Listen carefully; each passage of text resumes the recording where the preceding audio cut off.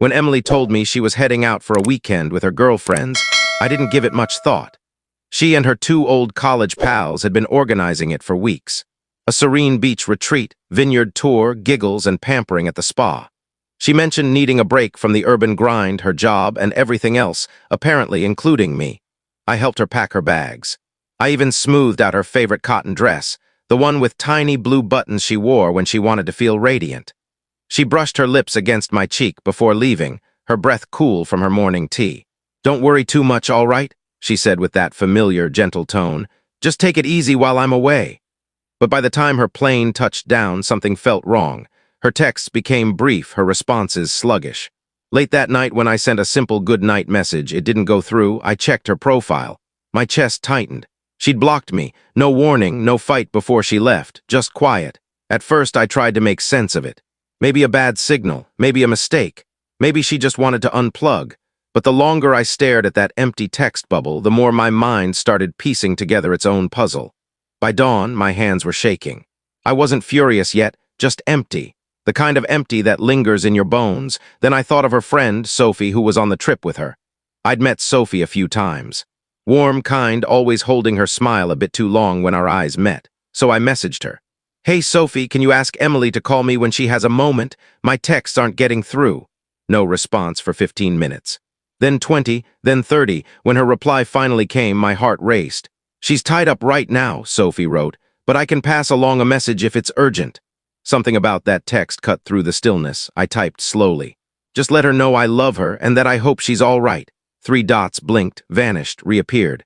"She got the message," Sophie replied. She smiled. That should have felt reassuring. It didn't. Something about the timing, the pause, felt off.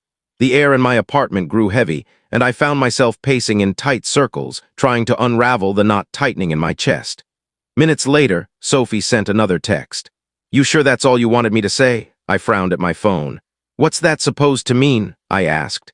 "Just wondering," she replied, because she doesn't seem too bothered. She's laughing a lot tonight. It was late where they were, well past midnight. I checked Emily's social media, nothing. She hadn't shared a single post since leaving. But Sophie's story was active. Soft lighting, music, clinking wine glasses, voices humming in the background. Then, for a fleeting moment, the camera panned to the table. There was Emily, her hair down, her hand resting on someone's shoulder.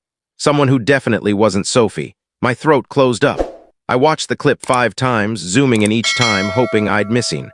I didn't text Sophie again that night. Instead, I sat in the dim glow of my phone, each heartbeat pulsing like static. Morning arrived, and I hadn't slept. My head throbbed, but I knew what I had to do. I sent Sophie one final message. "Tell her I said thanks for making it all so clear." No reply came for a while. Then at last, "She saw it," Sophie wrote. "She's not laughing now." Something told me this wasn't over. The next 2 days dragged like heavy fabric. Every noise, every pause carried her name. I tried to bury it in work, but the spreadsheets blurred, morphing into echoes of her laughter. On the 3rd night, a message came, not from Emily, but from Sophie. "Can we talk?" It was 11:27 p.m. I stared at the screen, torn, wondering what she wanted. Curiosity won out. "Sure," I typed. My phone rang almost instantly. Her voice came through, soft but strained, like someone carrying both guilt and honesty. "I shouldn't be telling you this," she started, "but I can't keep watching it." "She's not who you think, James." I held my breath.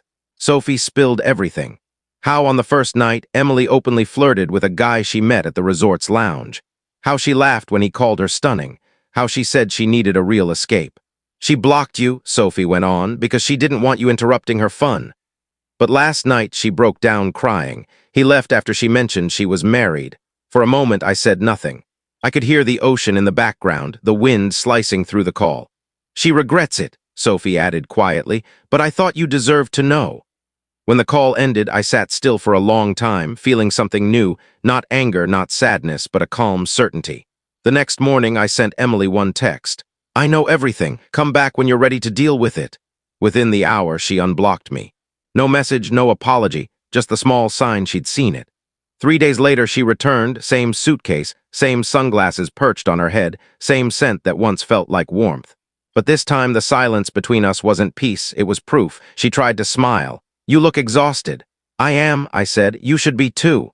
For a moment, her face wavered, fear, guilt, maybe both. She opened her mouth, but no words came. I walked to the kitchen, poured 2 glasses of water and placed one before her. The simple gesture made her flinch. She looked smaller now, like she'd diminished somewhere between flights and explanations.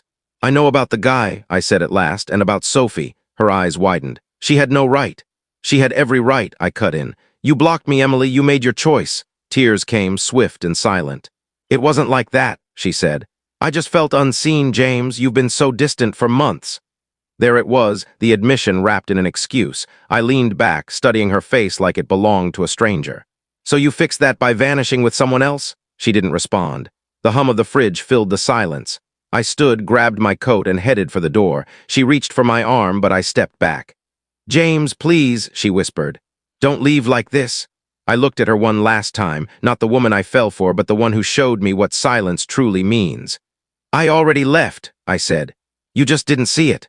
That night I checked into a small inn by the river. The city lights danced across the water, shimmering, broken, beautiful in their imperfection. Sophie texted once more before midnight. "You did the right thing." Maybe I did, or maybe right and wrong lose meaning when trust fades. I didn't reply. I just gazed at the water until it blurred into nothingness, thinking how strange it is. Love doesn't end with yelling or resolution. It ends quietly, with someone blocking you, and you finally learning to stop trying to reach them.